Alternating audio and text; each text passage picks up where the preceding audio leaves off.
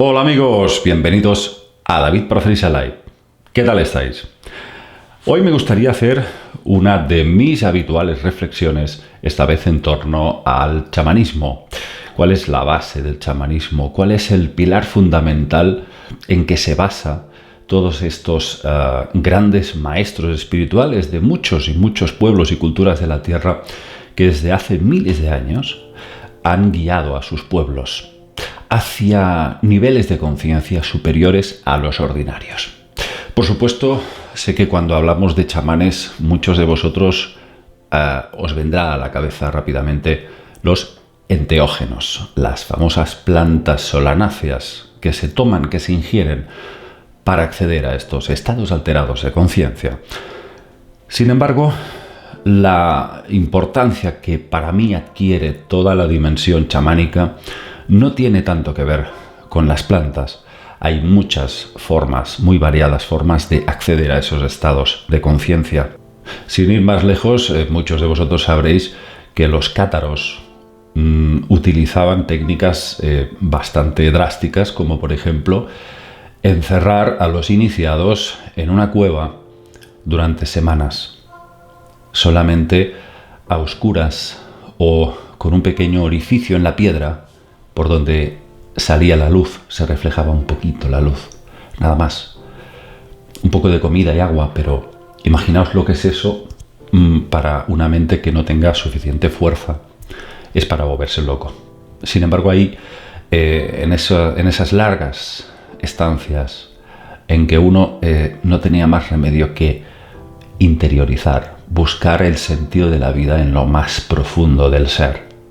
Probablemente hasta cierto punto enloqueciendo mentalmente para morir, para experimentar una premuerte.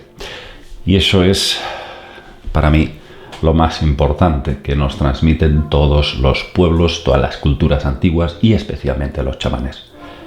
La búsqueda de la premuerte. ¿Qué significa eso? Esto tiene muchas connotaciones, pero lo más importante es que, de alguna manera, incluso los ritos iniciáticos hablan de lo mismo. Es un proceso en el que, más allá de algunos rituales que a mi parecer son muy agresivos porque son laceraciones, como por ejemplo, ¿qué os diré yo?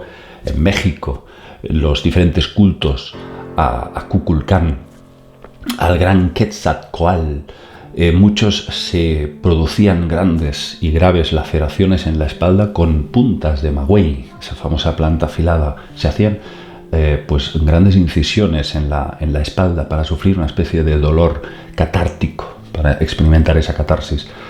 Eso para mí es demasiado extremo. Estas cosas, desde luego, habrán servido en su momento quizás para algunas mentes, pero para mí todo lo que signifique experimentar a través de dolor y sangre no me parece algo efectivo para precisamente despertar estas facultades internas, ni tampoco necesariamente las plantas solanáceas. A mí, por supuesto, muchos me han considerado siempre un poco mojigato en estos temas porque yo soy antidrogas, anti todo lo que pueda producir un estado alterado de la mente y uno pueda perder el control de los 5 sentidos básicos. Creo que no es necesario. Hay personas que les gusta experimentar, no tengo ningún problema, que cada uno haga lo que quiera. Yo no lo recomiendo porque básicamente yo no lo haría.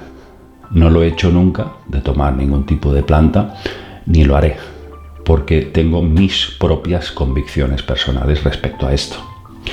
Pero, por supuesto, respeto el criterio individual de cada persona para hacer lo que quiera con su mente y con su cuerpo. Pero yo, lógicamente, considero que no es necesario llegar a eso, puesto que Dios nos ha dado, Dios, la fuente magna, vamos a decir, la creación, la naturaleza, nos ha dispuesto de forma natural una serie de facultades para que podamos acceder a nuestro interior y establezcamos un puente entre la mente y la conciencia, para entender quiénes somos y qué papel ocupamos en el universo, pero de forma natural. Porque claro, no digo que tomar plantas solanáceas sea hacer trampa propiamente. Hay personas que les ha ido muy bien y yo lo respeto y han accedido a a mundos, a dimensiones, a planos de conciencia que son alucinantes, ¿no? Bueno, sí, alucinantes, alucinan, ¿no? Pero creo que de forma natural se puede igualmente alcanzar esos estados. Lo que os decía, el tema de la muerte. ¿Por qué en todas las culturas que quieren establecer ese vamos a decir, proceso de crecimiento espiritual a través de caminos iniciáticos se basan exclusivamente en encontrar la premuerte? No es una muerte física, por supuesto, pero sí se produce lo que yo llamaría una muerte mental. Es como matar la mente para poder dar paso a lo que realmente es el núcleo verdadero que compone nuestro ser interno.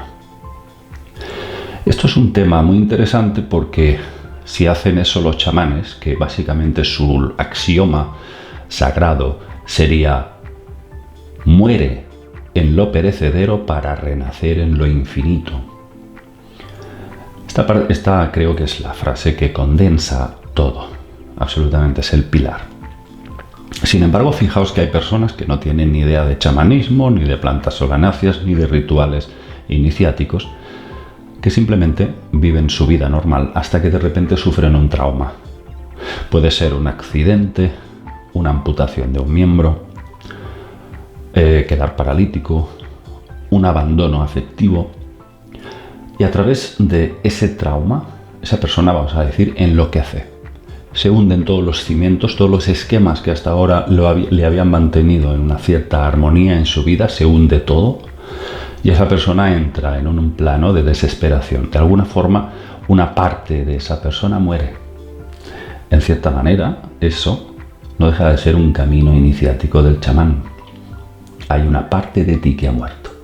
Probablemente el destino ya nos pone en nuestro camino este tipo de experiencias para que psicológicamente muramos varias veces. Hay algunas que son más fuertes que otras. Lo curioso es que incluso como investigador del fenómeno ovni me he dado cuenta de que muchos de estos casos que he podido investigar de personas que han sufrido un trauma duro y concreto en su vida, luego han empezado a tener una explosión de facultades psíquicas, tales como contactos con otros seres interdimensionales.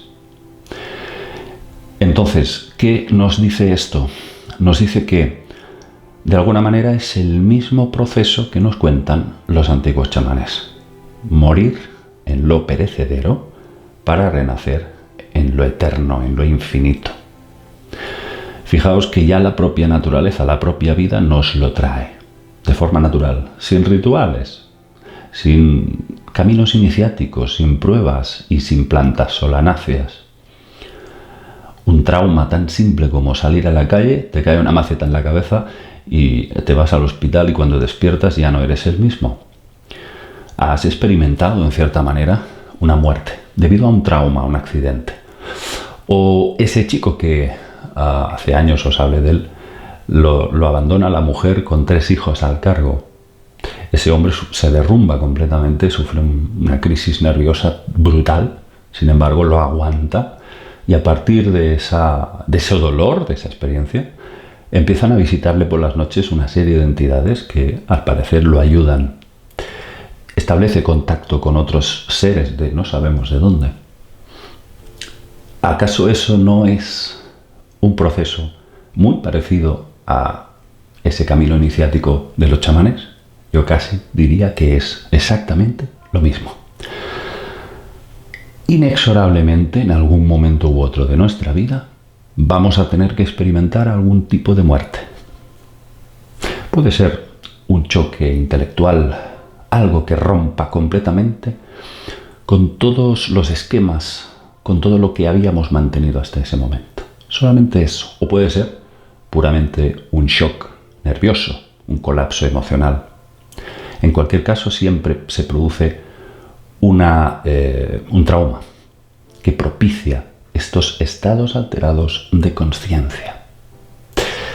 Quizás a medida que vamos subiendo por los peldaños de la evolución en la conciencia, los peldaños que dejamos atrás se van desintegrando. No lo sé, Pero es muy interesante ver cómo se establecen estos patrones dentro de la casuística moderna de la ufología, y vemos que los antiguos chamanes hablaban prácticamente de lo mismo. El chamán que estaba hablando con los espíritus decía que había alcanzado ese estado gracias a que había muerto previamente a través de una experiencia traumática. Básicamente es lo mismo que los contactados o los abducidos. Ahí lo dejo, amigos, es un tema para reflexionar, ¿verdad? Espero que os haya gustado estos apuntes de hoy y vamos a seguir, por supuesto, haciendo vídeos para este canal David Proferisal Live, canal secundario de Rimbel 35. Un abrazo para todos, amigos, y nos vemos. Chao.